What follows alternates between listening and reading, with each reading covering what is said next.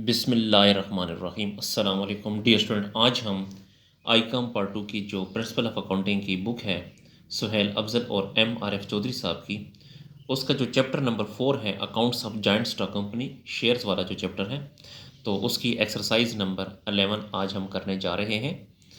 तो इसमें कहता है कि pass the journal entries for issuance of debenture, हमने जनरल एंट्रीज करनी है।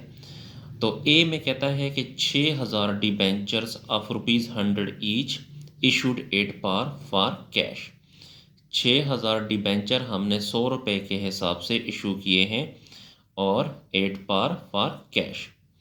बी में कहता है 5,000 डिबेंचर्स ऑफ ₹100 ईच, 5,000 डिबेंचर हमने इशू किए हैं 100 रुपये के हिसाब से एट ए डिस्काउंट ऑफ 5 पर कैश और 5 रुपये डिस्काउंट पे। सी में कहता है कि 4,000 डिबेंचर्स ऑफ ₹100 ईच, 4,000 डिबेंचर हमने इशू किए हैं एट 10% प्रीमियम फॉर कैश पे। डी में कहता है to a vendor from home furniture purchase 50,000, एक वेंडर से हमने 50,000 का फर्नीचर ख़रीदा है। 5,500 debentures of ₹10 each issued for settlement, और उसके बदले हमने 5,500 डिबेंचर उसे इशू किए 10 रुपये के हिसाब से। इशुएंस ऑफ ई में कहता है इशुएंस ऑफ 1,80,000 डिबेंचर, हमने 1,80,000 डिबेंचर इशू किए हैं एज कोलेटरल सिक्योरिटी के तौर पे for a loan of ₹1,50,000 from bank. यानी इसका मतलब ये है कि हमने 1,50,000 रुपया बैंक से लोन लिया है और लोन के एवज़ हमने बैंक के पास 1,80,000 के डिबेंचर ज़मानत के तौर पे रखवाए हैं। डियर स्टूडेंट, आपको पता होना चाहिए कि जब भी हम बैंक से कोई लोन लेते हैं तो उसके बदले हम कोई ज़मानत रखवाते हैं। तो इस एंट्री के मुताबिक हमने बैंक से 1.5 लाख रुपया लोन लिया है और उसके बदले हमने बैंक के पास 1,80,000 रुपये के डिबेंचर ज़मानत के तौर पे रखवाए हैं। तो अब हम इस क्वेश्चन को सॉल्व करते हैं। तो डियर स्टूडेंट, गुजारिश है कि ये क्वेश्चन आप अपने सामने रख लें ताकि मैं क्वेश्चन को जब सॉल्व करूँगा तो आपने क्वेश्चन की तरफ भी देखना है और सोल्यूशन की तरफ भी देखना है। तो 1 बाई 1 ट्रांजैक्शन को हम करेंगे। ठीक है जी, तो सोल्यूशन की तरफ चलते हैं जी। तो सोल्यूशन के लिए आपने जर्नल बनाना है। ये जर्नल का फॉर्मेट है। एक्सरसाइज नंबर 11, पहला कॉलम डेट का होगा, फिर डिस्क्रिप्शन का, यहाँ पे लेजर फोलियो और यहाँ पे डेबिट और यहाँ पे क्रेडिट। तो ट्रांजैक्शन नंबर ए, यहाँ पे डेट में लिखेंगे ए जी। मैं ट्रांजैक्शन को दोबारा पढ़ता हूँ कि 6,000 debentures of ₹100 each issued at par for cash. 6,000 debenture हमने 100 रुपये के हिसाब से इशू किए हैं। देखें, जब हम डिबेंचर्स इशू करेंगे तो डिबेंचर हमसे जाएंगे, जो चीज़ जाती है वो क्रेडिट। तो आपने डिबेंचर को क्रेडिट करना है। वैसे भी डिबेंचर लाइबिलिटी होती है और लाइबिलिटी हमेशा क्रेडिट होती है। तो यहाँ पे लिखें डिबेंचर अकाउंट,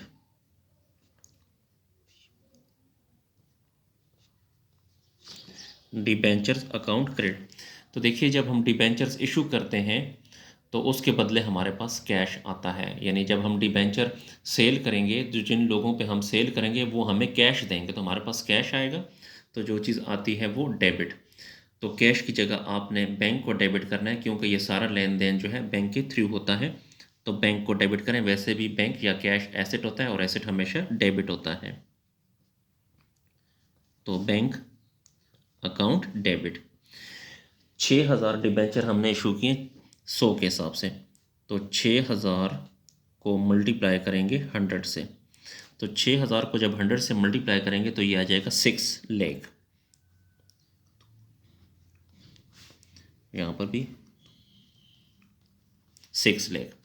और इसकी नरेशन लिखें 6,000 debenture issued at par. 6,000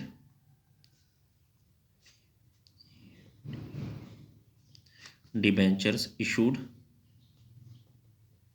at par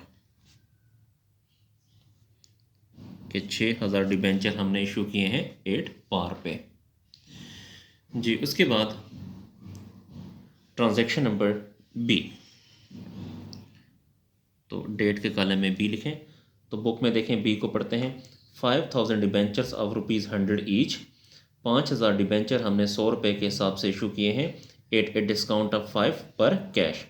₹5 discount के साथ। अब देखें यहाँ पर डिबेंचर्स हम इशू करेंगे तो याद रखें हमेशा कि डिबेंचर हमेशा फेस वैल्यू से इशू करते होते हैं, ठीक है। तो डिबेंचर को क्रेडिट करें,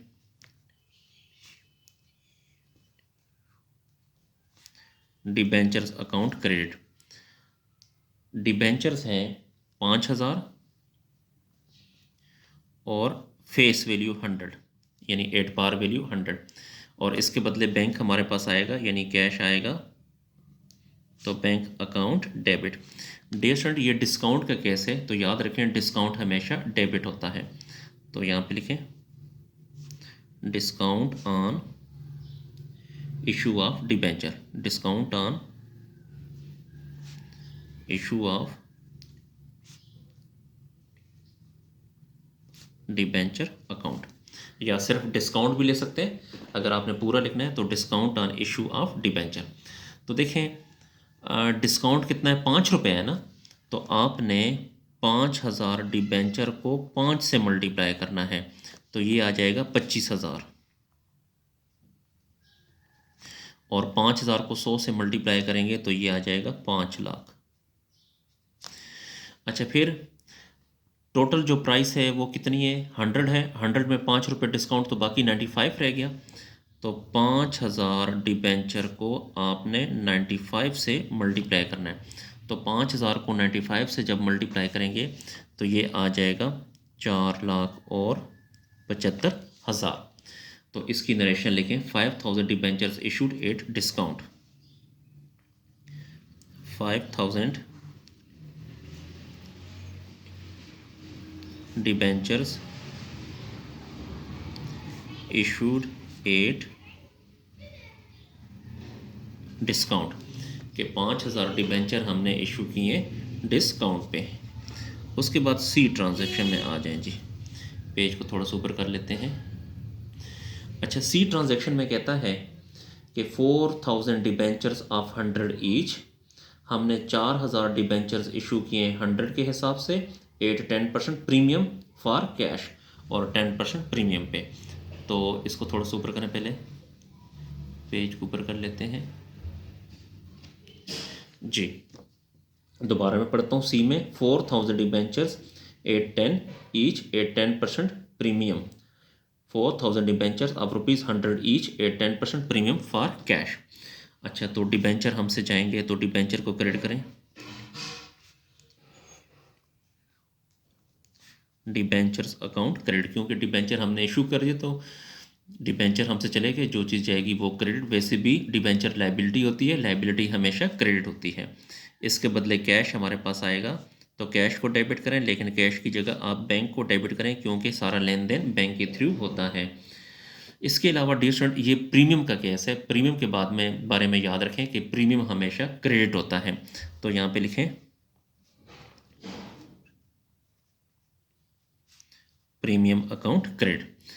अच्छा, अब आपको मैंने पहले भी कहा था कि डिबेंचर हमेशा फेस वैल्यू से जाते होते हैं, ये याद रखें, ठीक है।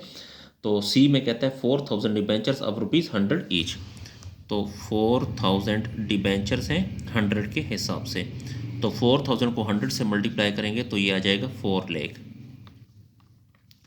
अच्छा, ये जो प्रीमियम है, प्रीमियम के बारे में कहता है कि 8-10% प्रीमियम, ये जो 4 लाख है इसका आपने 10% लेना है, यानी देखिए 4 लाख का 10%, तो 4 लाख का 10% कितना होगा, 4,000 आएगा, ठीक है। अच्छा, यानी इस 4 लाख का 10% ये 4,000, ये प्रीमियम आ गया। तो इन दोनों को प्लस करेंगे तो ये आ जाएगा 4,40,000। तो बैंक हमारे पास कितना आएगा, 4,40,000। या इस तरह भी कर सकते हैं, या इस तरह भी कर सकते हैं कि देखें 100 ये प्लस 10 ये, तो 100 और 10 कितना होता है, 110। तो 4,000 डिबेंचर हैं, टोटल प्राइस कितनी है, 110। तो 4,000 को 110 से ज़रब दें तो वही 4,40,000 आता है। इसकी अब आप नरेशन लिखें कि 4,000 debentures issued at premium, 4,000 debentures issued at premium, कि 4000 डिबेंचर हमने इशू किए प्रीमियम पे। उसके बाद ट्रांजैक्शन नंबर है डी। डी में कहता है to a vendor from home furniture purchase for ₹50,000। एक वेंडर है जिससे हमने फर्नीचर ख़रीदा है, फर्नीचर ख़रीदा है 50,000 का। To a vendor from home furniture purchase for 50,000, हमने 50,000 का फर्नीचर ख़रीदा है और उसके बदले 5500 डिबेंचर 10 के हिसाब से हमने इशू किए हैं। तो पेज को थोड़ा सा ऊपर करते हैं।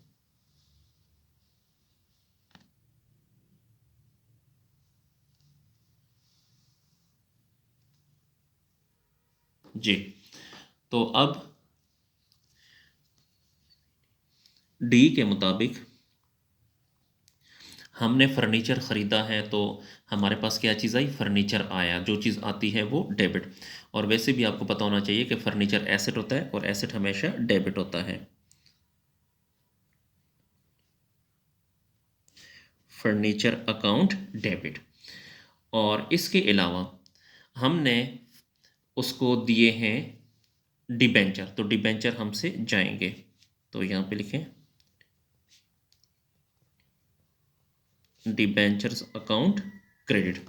अच्छा, जो फर्नीचर हमारे पास आया है, फर्नीचर हमने उससे लिया है 50,000 का, तो फर्नीचर को डेबिट करें 50,000। और उसको हमने डिबेंचर दिए हैं 5,500 डिबेंचर 10 के हिसाब से।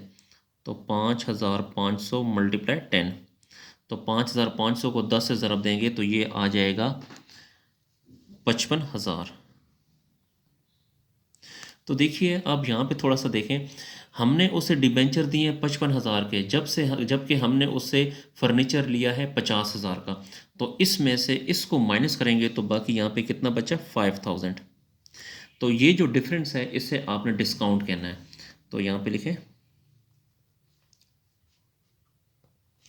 डिस्काउंट अकाउंट भी लिख सकते हैं, या ये लिखें कि discount on issue of debenture account भी लिख सकते हैं, ये आपकी मर्ज़ी है।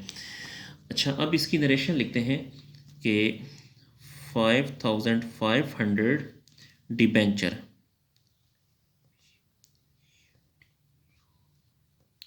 डिबेंचर्स इशूड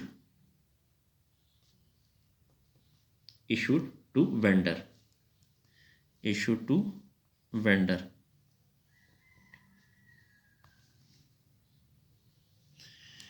जी, उसके बाद जो नेक्स्ट एंट्री है ई में, जी ई में कहता है कि issuance of 1,80,000 debenture as collateral security for loan 1,50,000 from bank.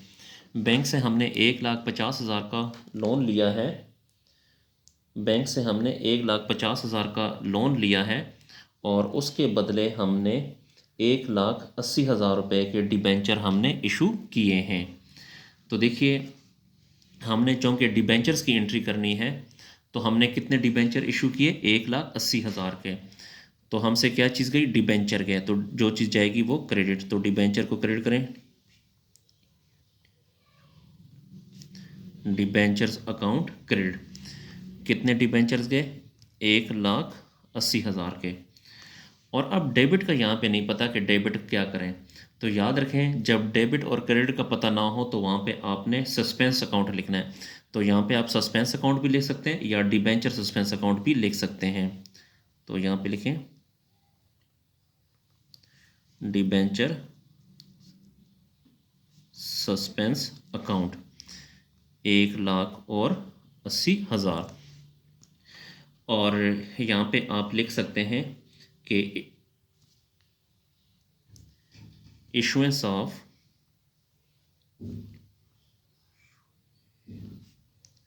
Issuance of 1,80,000 debentures, issuance of 1,80,000 debenture.